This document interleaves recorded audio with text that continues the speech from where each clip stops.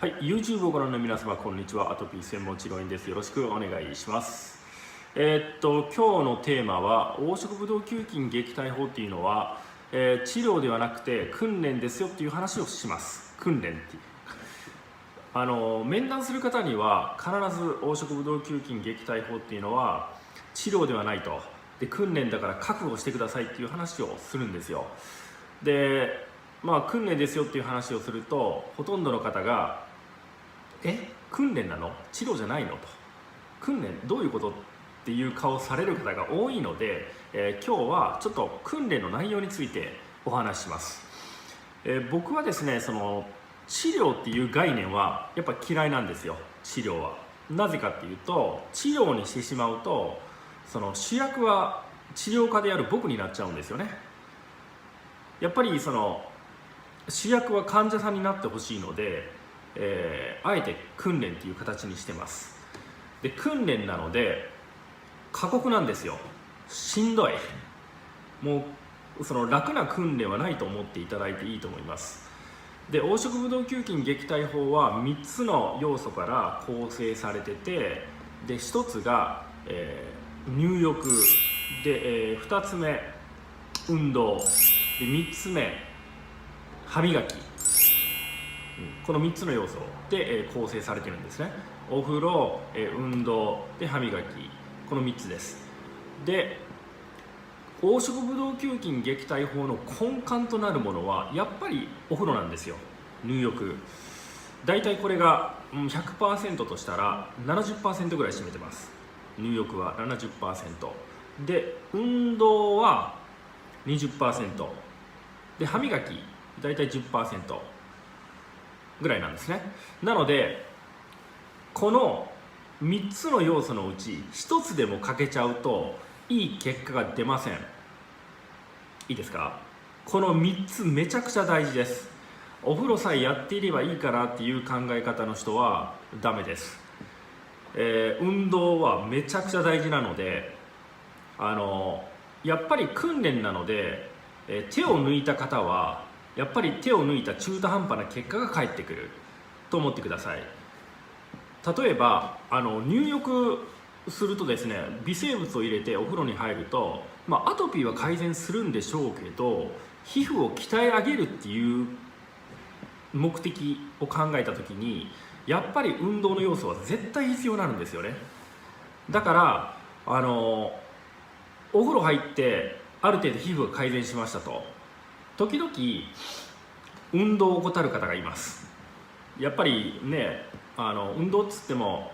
毎日20分ぐらい、散歩と体操っていうのは、お願いしているので、やっぱりね、今どうしてもこの暑い中運動は面倒くさいっていうね、感じる方がいてやらない人もいるんですよ。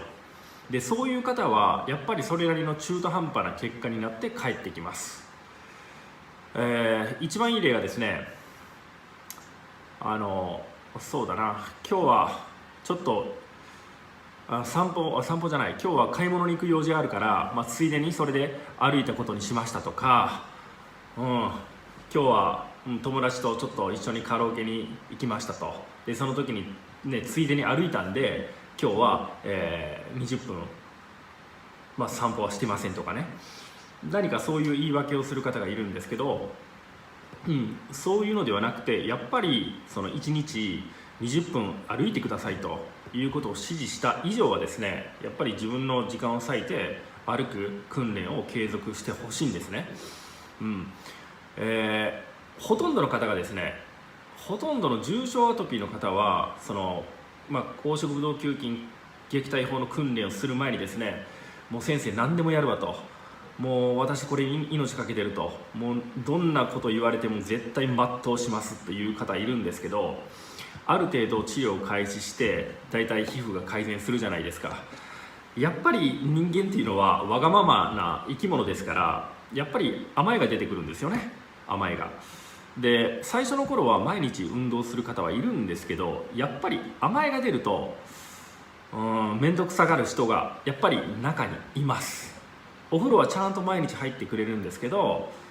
歯磨きであったり、あと運動体操を怠る方がいます。で運動と体操は絶対に2ヶ月目以降はめちゃくちゃ大事なんで、1ヶ月目はもちろんお風呂は大事なんですけど、2ヶ月目以降はやっぱりどちらかというと運動体操の要素の方が重要になってくるんで、もしちょっと甘えが出てるかなって思う方はもう一度、ふんどしを締め直していただいて、訓練に挑んでください。もうめちゃくちゃ大事です、運動と体操は。でですね、やっぱり訓練ですから、訓練って頑張った分だけ必ず結果になって帰ってきます。で手を抜いたら中途半端な結果が必ず返ってきます。で本気の人は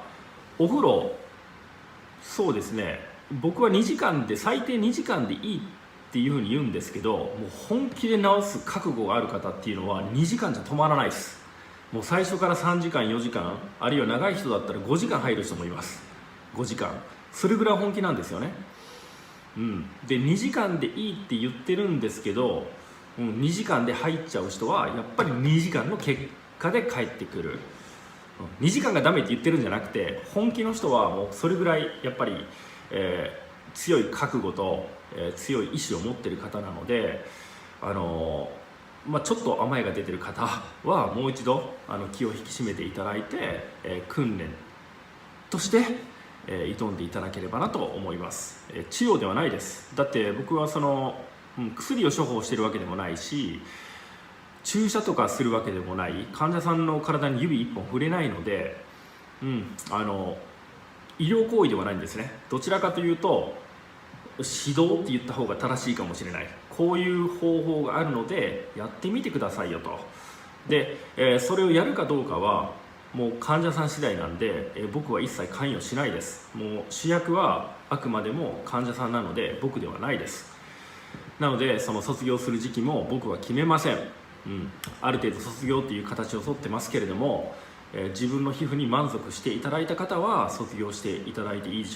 しょうし、いやまだ満足できないっていう方は、訓練を継続してもらってもいいでしょうし、もう全部、患者さんの決断に任してます。はい、なので黄色ブドウ球菌撃退法って何か治療って思うかもしれないんですけど、うちの治療院はすごく変な治療院なので他の治療院と全く違うことをやってるので、